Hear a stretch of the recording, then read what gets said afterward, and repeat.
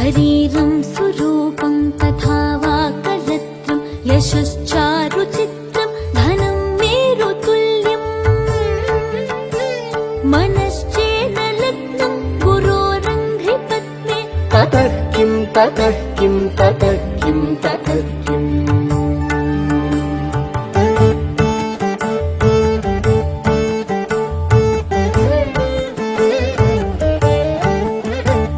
कलत्रं धनं पुत्रपौत्रादि सर्वं गृहं बान्धव सर्वमेतद्धि जातम्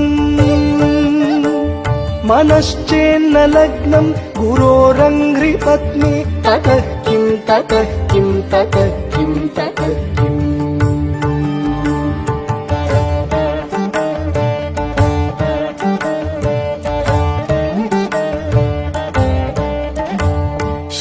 षडङ्गादिवेदो मुखे शास्त्रविद्या कवित्वादिगद्यं सुपद्यं करोति